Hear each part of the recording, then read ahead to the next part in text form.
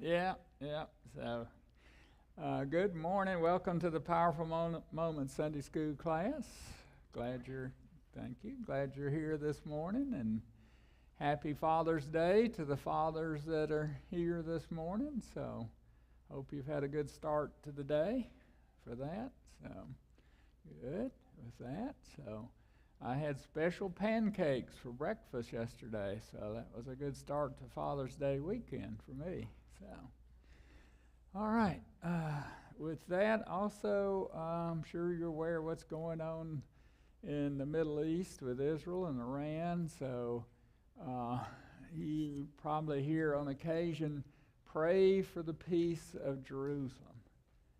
And I think when you hear that, typically the thought is, well, that's for immediate peace, that this current conflict between Iran and Israel would end. But when you say pray for the peace of Jerusalem, the real meaning behind that is for true peace of Jerusalem, which will only occur when Christ returns. So when you say pray for the peace of Jerusalem, what you're really saying is you're praying for Christ's return, for ultimate peace, so, or eternal peace, I guess you would say. So, anyway, just a bit of trivia there, but regardless, we do pray for immediate peace in Jerusalem, and we also do pray for eternal peace of Jerusalem as well. So, all right, other announcements, comments this morning? Another good morning, having another baptism this morning, so that's always a good day. So, any other announcements? Yeah, yes, Debbie.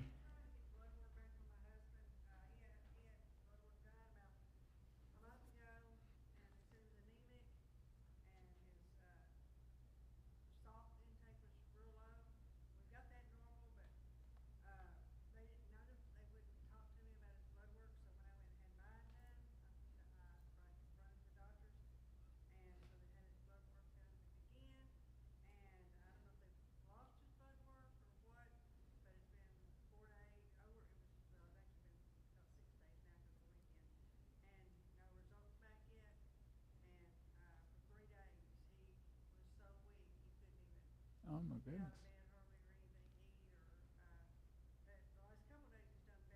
Good. Good.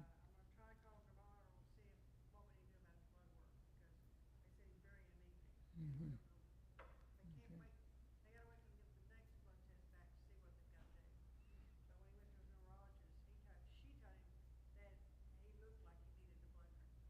Oh my goodness. Okay. So Debbie's husband Dwight is trying to get the results from his blood work, and he's anemic, and but they're trying to, I guess, get the medical diagnosis for him that he's anemic, so they can treat that. So hopefully, prayerfully tomorrow, he'll get the results of the second try at blood work here. So keep Dwight in your prayers, and he'll get the blood work, get treatment quickly. All right, thank you, Debbie. Well, anything else this morning? Include that in the prayer book if you would, Debbie. Any other announcements? Anything else this morning? All right, we good. Helen, Yeah. in our class is in the hospital.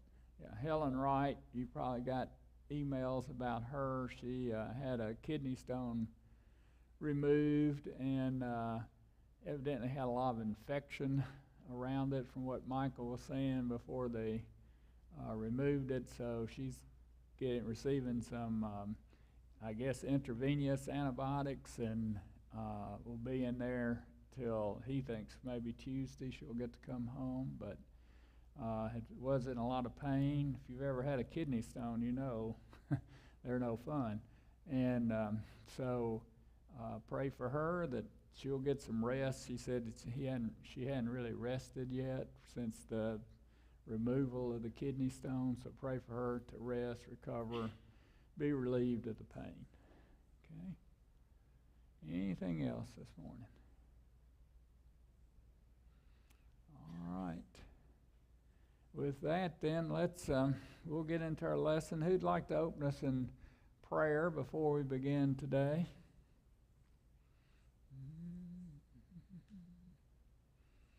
All right, everybody jump up at once. Jill's volunteering. Thank you, Jill. Or got volunteered.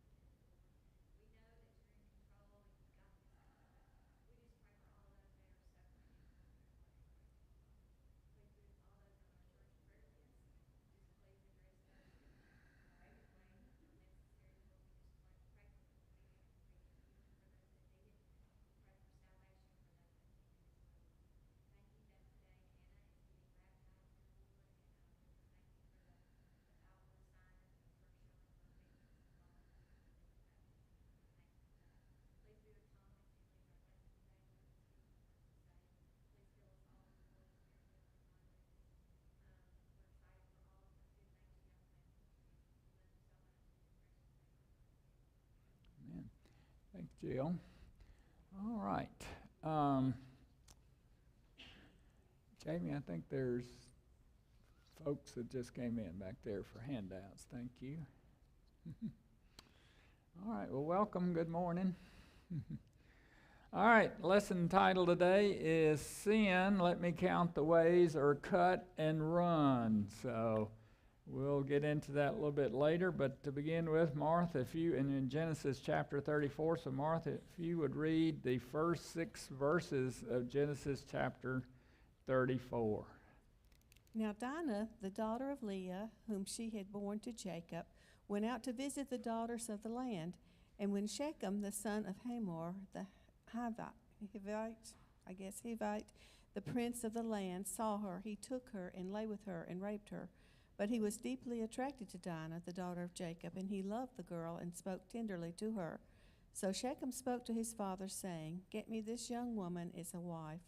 Now Jacob heard that he had defiled his daughter Dinah, but his sons were with his livestock in the field. So Jacob said nothing until they came in.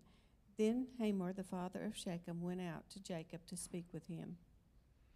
All right, thank you, Martha. So,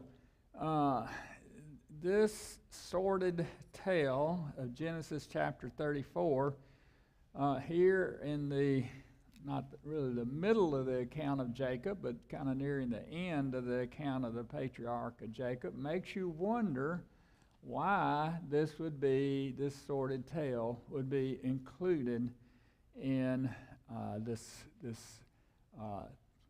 account of Jacob. So, we're not going to answer that right now, but think on that, and as we go through this lesson, we're going to come back to why would this story, this account of this incident, this sordid incident, be included. So, what was Dinah's intention when she went out, she left home? She went to visit the women. What did you say, Becky? She went to visit the women in the country. She went to visit some of the young women of the area. So why would she do that?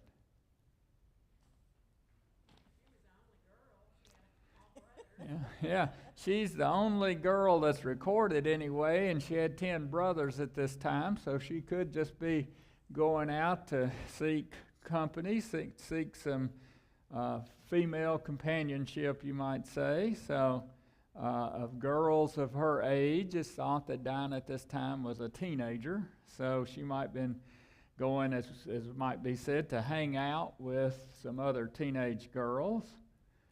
John MacArthur speculates that there could have been a Canaanite festival going on at this time, and Dinah possibly went out to check out the festival as such. So, but whatever the reason was, it was unusual, atypical for a teenage girl at that point in time in history to go out without a male or father or brother, someone to accompany her, or older woman, or to go out with multiple other people. So what were some so she went to hang out, let's say. So what were some places as a teenager you might have gone to hang out?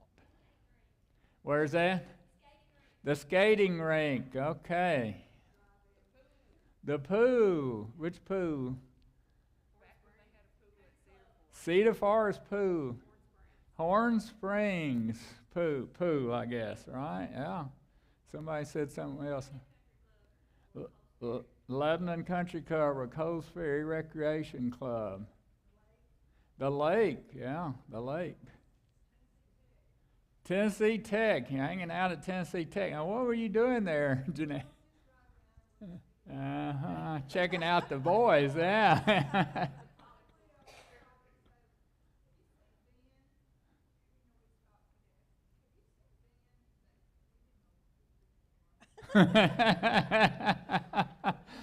Very neat trick. She said that they would stop the girls in the car and say, "Have you seen Ben?" There was no Ben, but they just would throw that out there to start conversation, I guess. So, good. Where is that, Debbie?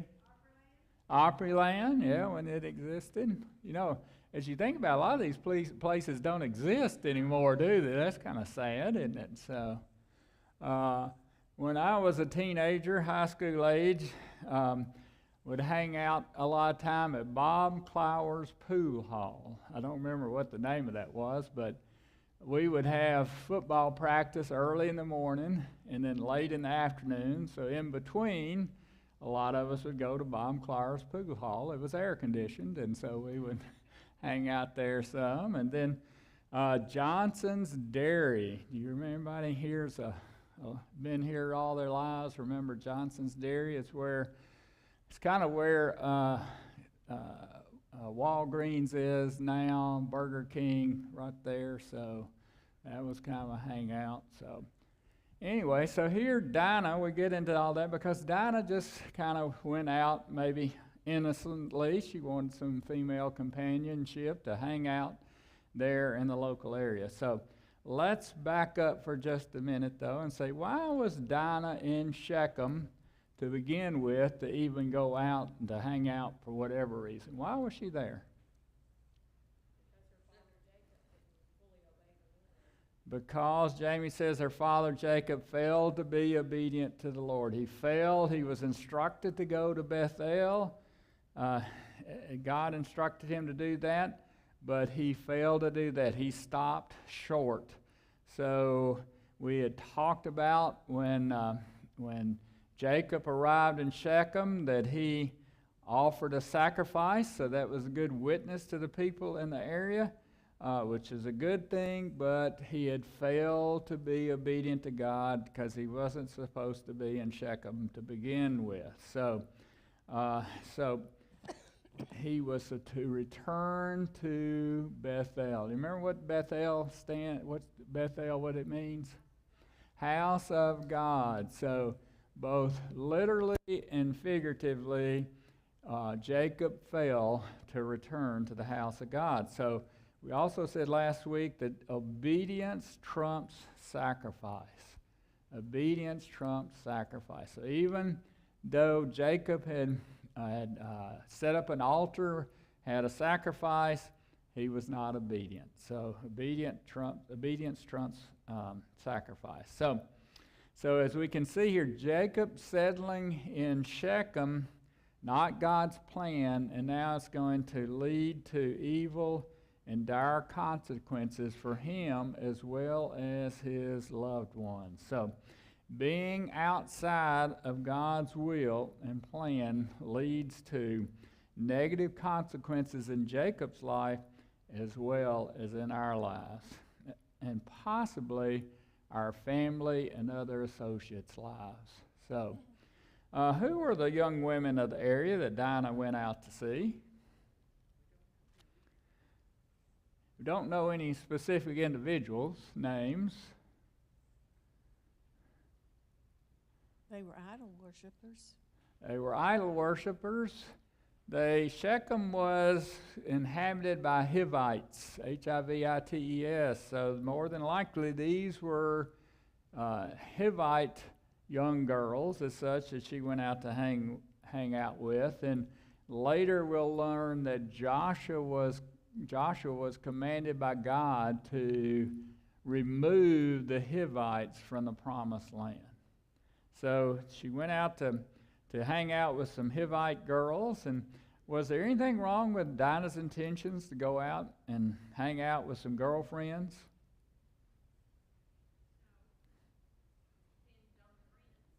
Depend on what you mean by that. Depend on the friends. Jill. Yeah, so the Hivites were not believers in the one true God. They were idol worshipers, as Martha said. So the old saying is, you're known by the friends you keep. And there's an old adage, if you roll and slop, you're going to get up dirty. If you lay down with the dogs, you're going to get fleas. So here we see Dinah headed out to hang out with these Hivite girls who are idol worshipers. They're unbelievers, so they could be negatively influencing Dinah's lifestyle, Dinah's beliefs that she might hold. So, all right, so what happened in Genesis 34, chapter 34, verse 2? She was sexually assaulted. That verse specifically says, when Shechem, the son of Hamor the Hivite, the prince of the land, saw her, he took her and lay with her and raped her. Becky says she was sexually assaulted. Very correct. So first, what happened first? What did Shechem do first? He what? He saw her, right? And then after he saw her, what did he do? He did what? He kidnapped her. He says it took her and lay with her. And then the final step was what? He raped her. So here we had the lust of the eyes. He saw her. Then we had the lust of the flesh. He took her. And then we have sin. So John MacArthur says this is a profound picture of the cycle of sin. Lust of the eyes, lust of the flesh, and then sin. James chapter 1, verses 14 and 15 says, but each one is tempted when he is carried away and enticed by his own lust. Then when lust is conceived, it gives birth to sin. And sin, when it has run its course, brings forth death. So we'll see how true that verse is in this case of Dinah and Shechem, that it brings forth literal and figurative death as such here. So, what was Dinah's response to the rape?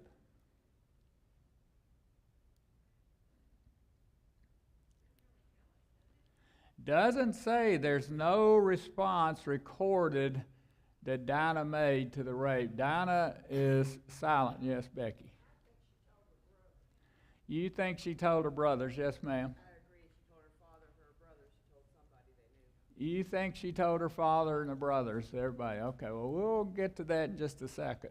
Let's see what light we can shed on that. All right, so I think she was silent.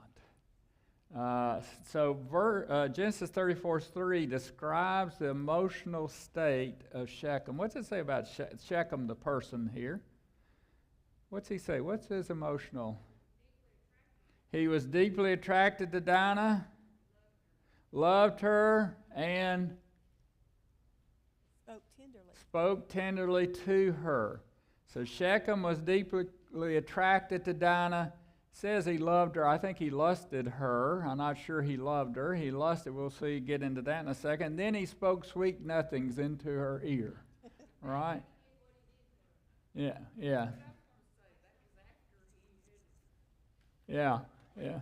It appears to be after he had raped her. So again, Shechem's sin here was not undone or made right by his supposedly subsequently profession of love of Dinah. That doesn't undo the sin that had already occurred. God forgives repeated sin, but there still are consequences. But in this case, there's no indication as such that Shechem actually repented here. So what do you think about Shechem's emotional state? He's crazy. Yeah, maybe, yeah. Thinking about what he wanted, selfish desires, yeah. Has impulse control issues, yes. Definitely. He lacked control of his emotions.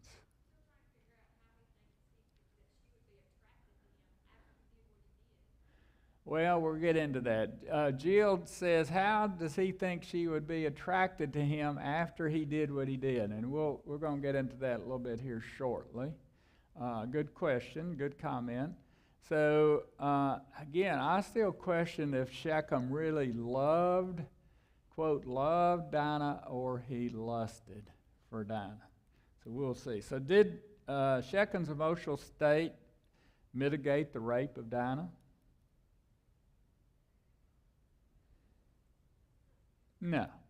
Rape is rape. So here's some statistics from the National Sexual Violence Center. It reports that 1 out of every 6 American women has been the victim of an attempted or completed rape in her lifetime.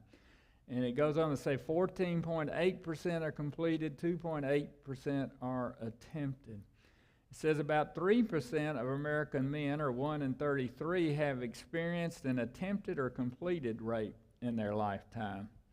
1 in 3 female victims of completed or attempted rape experienced it for the first time between the ages of 11 and 17. I suspect Dinah was right in that age group, 11 to 17. 83% of women and 80% of men don't report being raped or attempted rape. So do you think Dinah's response to the rape was unusual? No. I think she was silent. I think just like women today, she kept it to herself. And I think here in a minute or so, we'll see where the verse backs that up. Again, rape victims, 83% of the time, rape women victims, 83% of the time remain silent because of the embarrassment or fear that they will not be believed. So, unfortunately, I think we'll see what I think anyway. Dinah's response of silence here is pretty typical.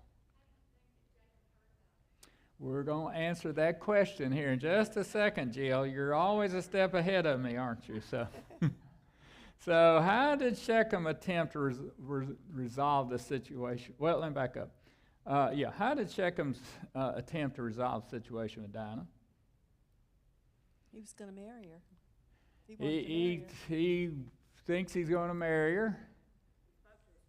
He spoke to Daddy. He went to Daddy to see if Daddy couldn't help him out of this mess or to resolve this situation. So what do you think about Shechem's attempt to resolve the situation with Dinah, about going to Papa Hamor? It's a big baby. Yeah, it's a big baby. Probably had worked in the past. Daddy probably maybe got him out of messes before.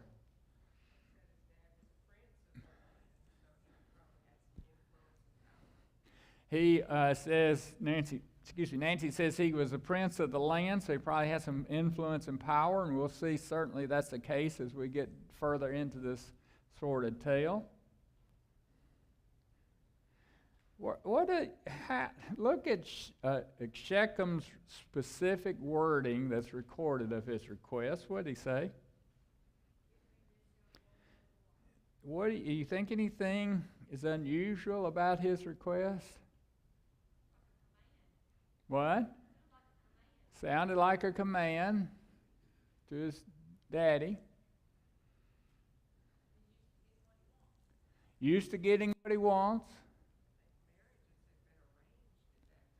Yeah. Yeah. Marriages were arranged at this time. Go and tell him that this is going to happen. It's kind of his. But what did he call Dinah here? That girl or that woman. He does not even call her by name. It's kind of like he was going to go out and buy a new camel for his, flock of camels or whatever, herd of camels, I guess it is, isn't it? So it was really like she was property. Go out and buy this camel for me.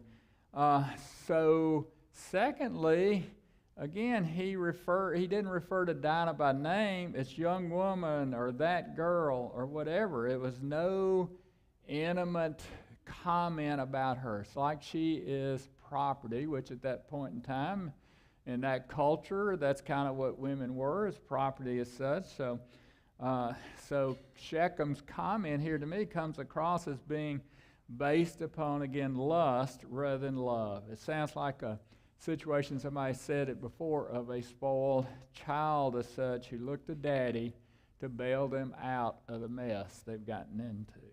So now here we're getting to the question. Who told Jacob of Shechem's rape of Dinah? Hamor, Shechem's father, told Jacob of the rape. Well, we're going to see. Jill's always a step ahead. Jill says, why would he do that? We'll see in just a minute why he's going to do that, why he did that. So what was Jacob's reaction to the report of the rape of Dinah?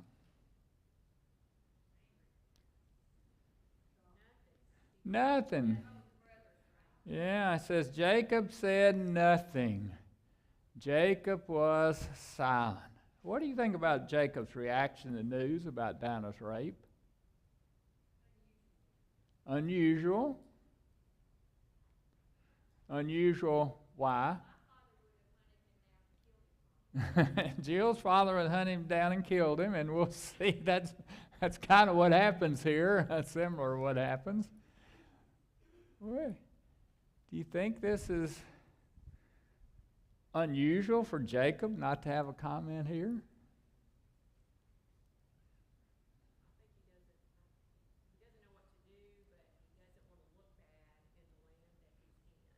He doesn't know what to do, but he doesn't want to look bad in the land that he's in.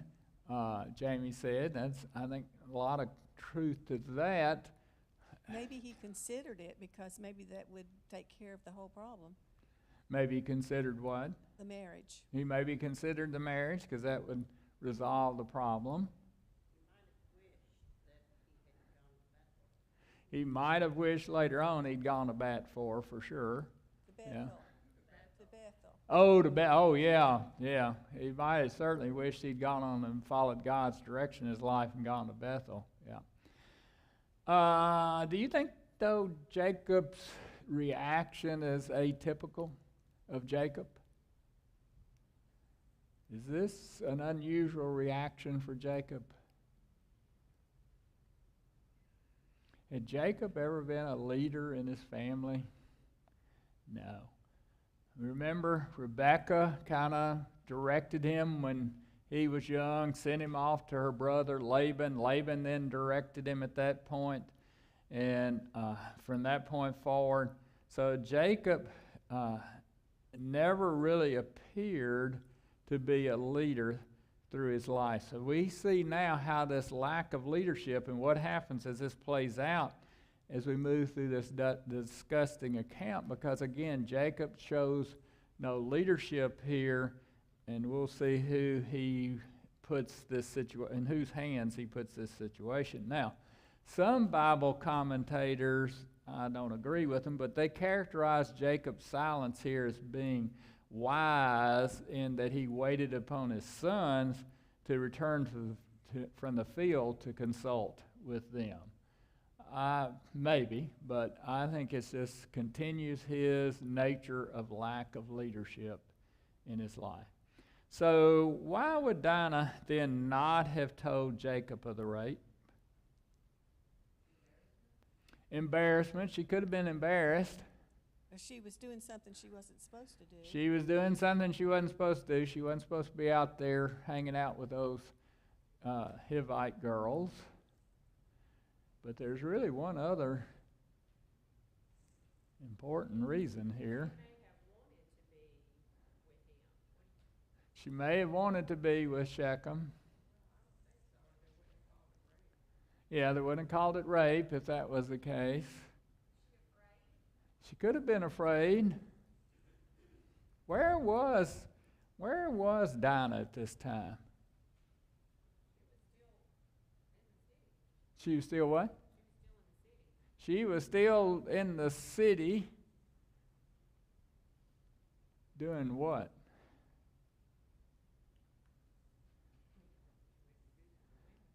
Went to visit. It appears that Dinah was being held captive by Hamor and Shechem, and she is basically kidnapped. So we'll see as we get a little bit later on here how that becomes clear that she couldn't have told him because she was not available. She had been kidnapped. It's kind of like camel stealing or something here, so to them. All right, let's read on. Genesis 34, 7 through 12. Now the sons of Jacob came in from the field when they heard about it, and the men were grieved, and they were very angry because he had done a disgraceful thing in Israel by sleeping with Jacob's daughter, for such a thing ought not to be done. But Hamor spoke with him, saying, The soul of my son Shechem longs for your daughter. Please give her to him in marriage, and intermarry with us. Give us your daughters to us, and take our daughters for yourselves. So you will live with us, and the land shall be open to you. Live and trade in it, and acquire property in it. Shechem also said to her father and to her brothers, Let me find favor in your sight, and I will give whatever you tell me. Demand of me ever so much bridal payment and gift, and I will give whatever you tell me, but give me the girl in marriage. All right, thank you, Mark. So what was the initial response of Dinah's brothers when they heard the news of Dinah's rape?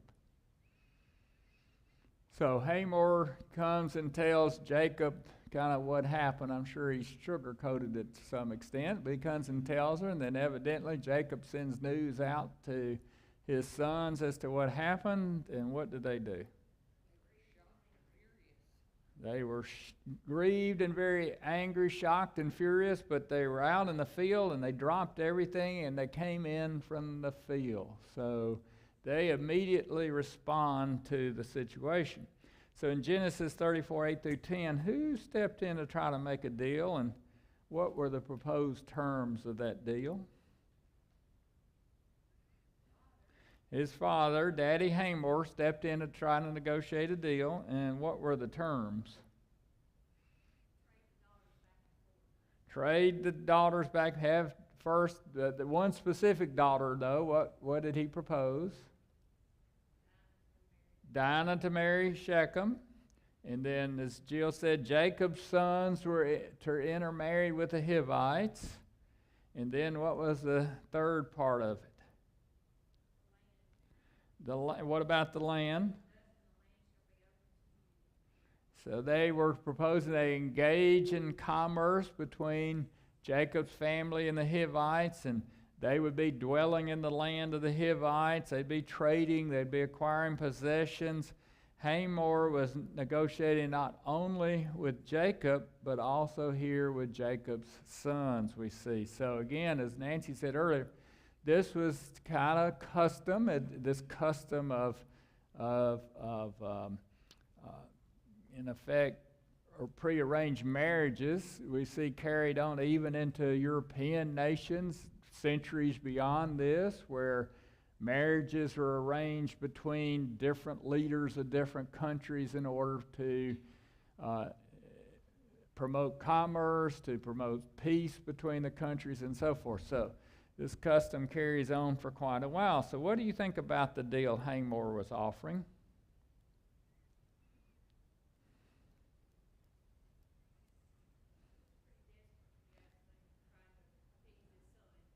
Pretty desperate, trying to appease his son, Jill said. Okay. What else?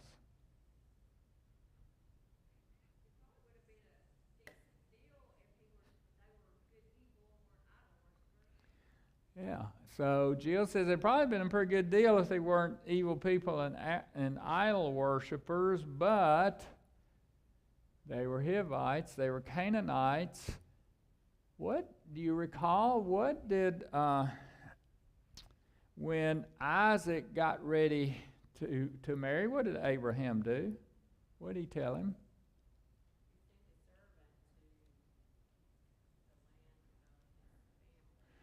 Abraham sent his servant to the land of his family to find a wife among his family, right? And then when Jacob gets ready to marry, what did Rebekah do? Sent him off to her family with Laban to find a wife within the family. So God had forbidden intermarriage with the Canaanites. So the first problem with this deal is God forbade it. That they were not, Abraham's people were not to be intermarried with the Canaanites. So that's the first issue. And second, and even New Testament addresses that when it says in 2 Corinthians chapter 6, verse 14, it says, "Do not be mismatched with unbelievers. For what do righteousness and lawlessness share together, or what does light have in common with darkness?" So here the first problem was, again, if they followed through on this, they would be disobedient to God's plan. But secondly, was the land Hamor's to give?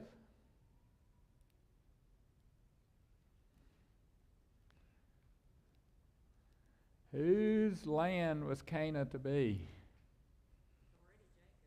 It's Jacob's. Canaan was, why is it Jacob's? God had promised this land to the Israelites through Abraham, so the land was really not Hamor's to give.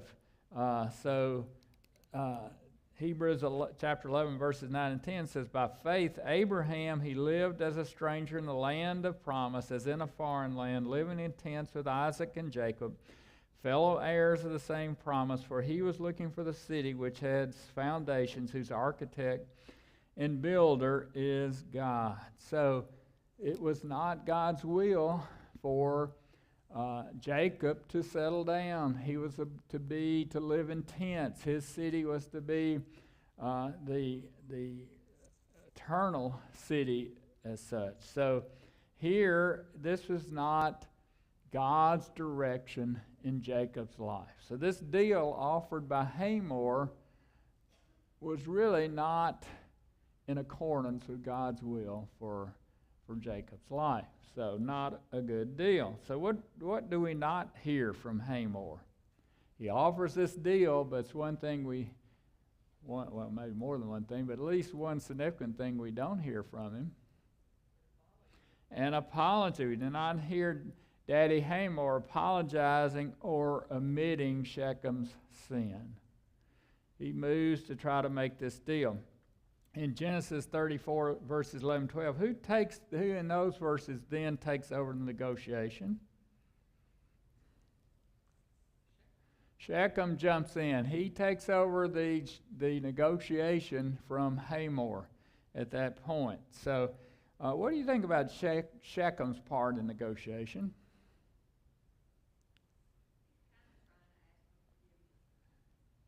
You think he's trying to kind of ask for... What's that? Let me find grace in your eyes, it says.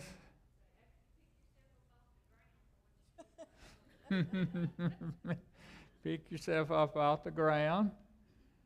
What do you think about Shechem's ability to negotiate?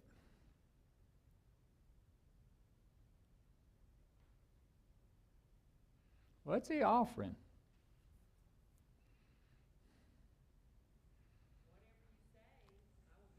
Yeah, twice he says, "I will give you whatever you tell me."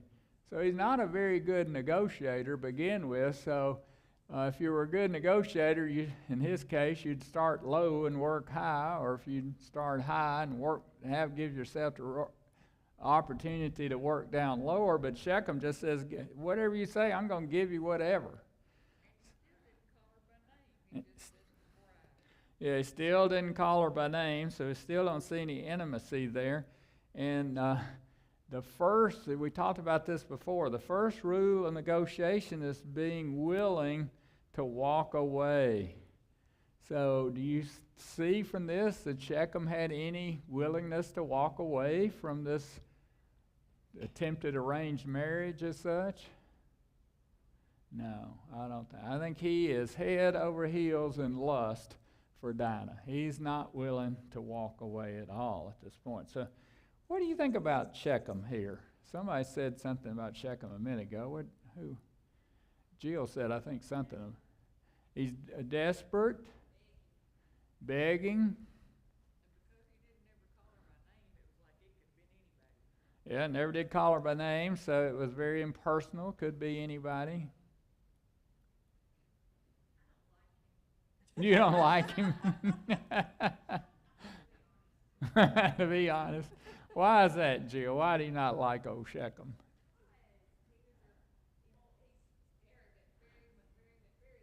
Arrogant. Arrogant daddy's boy. What's that? Thinks he's entitled. Ooh, sounds like some folks today, doesn't he? So, yeah. You know, I'm kind of torn really about what I think about old Shechem. And because, again, our culture is so different from his culture. Nancy said it earlier. Marriages were arranged at that time. So it's a little bit hard to put yourself into that mindset of what was going on in their culture of that day. So to a degree, then I can see this kind of playing out as a negotiation. And I think you can kind of see Shechem, I'm trying to make restitution. Even though I'm not apologizing, I'm not admitting sin here, I'm trying to make restitution by saying, I'll just give you whatever. So that sense, I can give him a little bit of slack, but again, he still committed the sin. I don't think he's trying to do restitution. Okay. I think he just wants her, and he's used to getting everything he wants.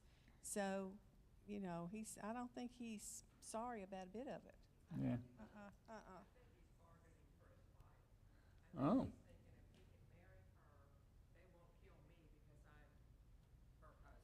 Mm-hmm. And I think he's bargaining for his life. Well, that's a good, interesting, yeah. And then Jacob perspective. also had a lot of people to fight Yeah. with him too. You know. Nancy said that she thought that Shechem was bargaining for his life because if he could marry Dinah, then Jacob and his folks wouldn't kill him. So, interesting. Yeah, I think that very well could be. Again, there's no apology here. There is no definitive recognition of a sinful act. He never comes to the point where he admits to this sin that he committed. So there's never, it appears, any repentance on his part. So I just wonder if he even thinks it is a sin. Yeah, that's a good point. I think didn't they have many wives, and you know, this was just his way. Yeah, and that's a great point, because think about that here, old Shechem, he's a Hivite. He is not a believer in one true God. He's a sinner. So what do sinners think about sin? They don't think about it. So he could very well, as Martha said, it not be even an issue to him. he may not even recognize it. Now, we'll see that the boys, Jacob's boys, recognize it, but he may not have thought this was a big deal. He must have thought it was a big deal to some extent because he's trying to negotiate this deal. But he, to that extent, maybe did not recognize it as sin itself. But So- he knows, oh, go ahead. He knows that Dinah's family will recognize it as something wrong, Yeah, even though he doesn't recognize Yeah. it. So like going back to what Nancy said, yeah, you know, yeah. if they didn't think that much about it, then he, Yeah, Jacob's boys, we'll see that they recognize it as sin by what they say here shortly. Yes, Stan.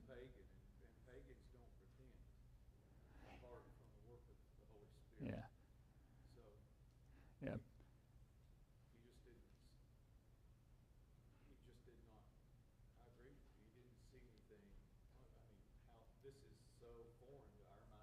Mhm.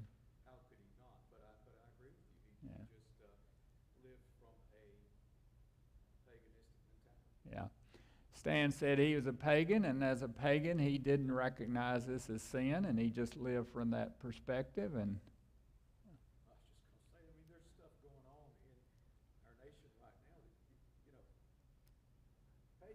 yeah, yeah, yes. It's not.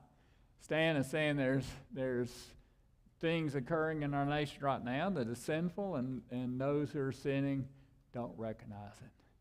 Unless, and Stan said, unless the Holy Spirit moves. Now, in Old Testament times, the Holy Spirit was not present except in selected people, in selected occasions. So, but today, the Holy Spirit is present, and for pagans, we've got the Word of God, we've got a lot of opportunities, so it's a different opportunity today than it would have been for Shechem. But yeah, this is a hard lesson. That even in society, there's good and bad. I mean, I'm not talking about spiritual, sin against God, but even society, I can't imagine that even in their society, that rape would have been acceptable. Yeah, even Nancy said, even in society, even in Shechem society, she couldn't imagine that rape would have been acceptable as such. Even then, there's good and bad, and we've seen some go back to Esau. Esau, I don't think he was a believer, but he had some morality about him. So he did know some good from bad. Yes, Becky. That society, the women that entered marriage were supposed to be virgins. Yeah. That was all across the board, Yeah. even the pagans. Yeah. Becky says in that society, and we'll see about that in a moment too, to that point, Jacob's boys make that point, that women, when entering marriage, even pagan women, were supposed to be virgins. So that was no longer the case for Dinah, obviously. Let's see if we can get a little bit farther here. Genesis 34, verses 13 through 17. Martha, if you'd read those. but Jacob's sons answered Shechem and his father Hamor with deceit, because he had defiled their sister Dinah. And they said to them, we cannot do this thing, that is, give our sister to a man who is uncircumcised, for that would be a disgrace to us. Only on this condition will we consent to you. If you will become like us, in that every male of you will be circumcised, then we will give our daughters to you, and we will take your daughters for ourselves, and we will live with you and become one people. But if you do not listen to us to be circumcised, then we will take our daughter and go. All right. So, we'll get in that in a second. So who responded to Hamor's and Shechem's proposed deal, and who is not mentioned as responding? Who responded first? The sons responded. Who is not mentioned as responding? Somebody said it. Jacob. So here, in my mind anyway, I see this as another sign of Jacob's weak leadership in his family. The sons are taking over the negotiation, the response here to Hamor and Shechem. Jacob continues to remain silent. So what did Jacob's son proposed to cut the deal. Little play on words there, right? Yeah, so circumcision, they said that all the male Hivites must be circumcised. So what was circumcision symbolic of? Is a covenant, the Abrahamic covenant. It was a sign of the Abrahamic covenant with God that so this was a religious ceremony, supposedly spiritual ceremony. So religion here was the pretense the boys, Jacob's boys, were using to promote the wickedness that we'll soon see they had planned. They're following along in their father's footsteps in deceit. Yeah, following along in their father's footsteps in deceit. So they learned from a master. So how do we see religion used today as a pretense for wickedness? Or do we?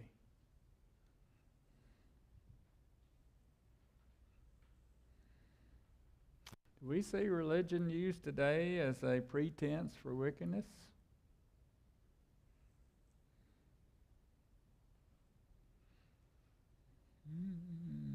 I see a lot of wheels turning there like, what is he talking about? So.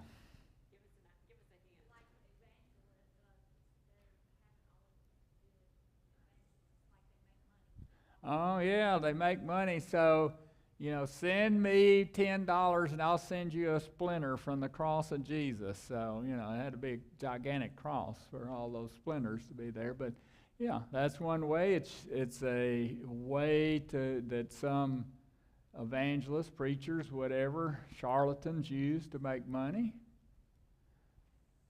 We've got a whole war going on in the Middle East that's over a pretense of religion. That is that some Muslims, some Arabs, think it's their God's will, Allah's will, that Israel be killed, destroyed. And the same for U.S., United States. So for pretense of religion, they're fighting a war. Have been fighting a war. So this concept of religion being the basis for wickedness is still prevalent in our society today. You think about it, it's probably more examples I just hadn't thought about. So if Hamor and Shechem did not accept the deal proposed by Jacob's son, what were the sons going to do? What were Jacob's sons going to do? They're going to take Dinah and be gone. So this indicates here that Dinah was being held captive by Shechem. So they were going to go get Dinah and take her home by force if Shechem and his folks didn't go along with the deal as such. So how is the deal offered by Jacob's sons described? I think Martha said it earlier. It's described as deceitful. Genesis 34:16, Jacob's sons outright lie about their intentions, what they're going to do. And Martha said this earlier in terms of deceitfulness here of Jacob's son. It's like a chip off the old block, like father, like son. So here we saw a number of situations where Jacob was deceitful, and now his sons are practicing the same routine that the dad did. Okay, now I'm trying to figure out. I think we can do one more section. Martha, read, if you would, Genesis 34:18 through 24. Now their words seemed reasonable to Hamor and Shechem, Hamor's son. The young man did not delay to do this because he was delighted with Jacob's daughter. Now he was more respected than all the household of his father. So Hamor and his son Shechem came to the gate of their city and spoke to the people of their city, saying, "These men are friendly to us, therefore let them live in the land and trade in it. For behold, the land is large enough for them. We will take their daughters in marriage and give our daughters to them. Only on this condition will the men consent to us to live with us, to become one people, and that every male among us be circumcised, just as they are circumcised. Will their livestock and their property and all their animals not be ours? Let's just consent to them, and they will live with us. All who went out of the gate of the city listened to Hamor and to his son Shechem, and every male was circumcised, all who went out of the gate of his city. Thank you, Martha. What was the reaction by Hamor and Shechem to Jacob's son's proposed deal?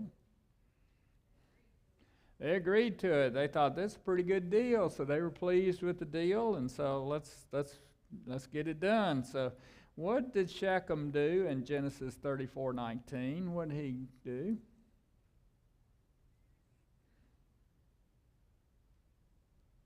He was circumcised quickly. He got circumcised. He was the first there to get circumcised. He immediately got circumcised. So maybe that was a show of good faith that, he thought this was going to be a good deal. So he immediately got circumcised. So how is Shechem described in Genesis 34:19? He was delighted. More important than all the household of his father. So the New American Standard Bible says he's more honorable than all the household of his father. So I'm not clear how honorable that really is. He's the most honorable in the household. I'm not sure. What translation are you reading from? New English Translation. Maybe that more important is a better translation there, because I don't see him being very honorable, but he was obviously important because he's called a prince at one point there. So do you see anything ironic in Shechem's action in comparison to Jacob's sons?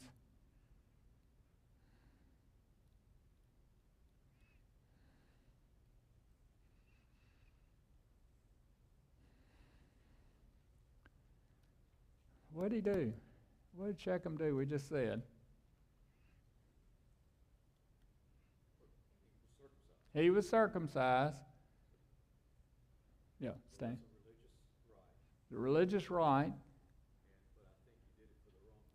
Did it for the wrong reasons, but that was part of the deal, right? So he and all the Hivite folks were going to get males were going to get circumcised. So maybe it says there that he was honorable because he began to uphold his part of the deal. So, don't know, maybe. So even though he had committed this terrible sin, then he did start to follow through with their agreed upon deal. But what about Jacob's sons? Did they really intend to go through with this deal? No. So they were not going to really go through with this deal. They were not committed to the deal. So here we see kind of, again, an occasion, kind of like we saw with Esau and Jacob, sometimes it's hard to distinguish the guys wearing the white hats from the black hats in some of these tales, isn't it? So here Shechem is showing some honor. He's following through with what was committed.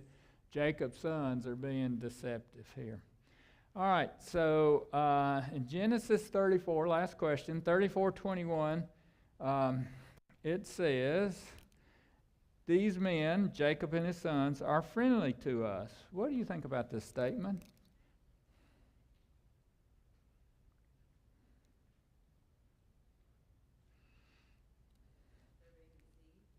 They're what? I'm sorry. They're being deceived. Jacob and his sons.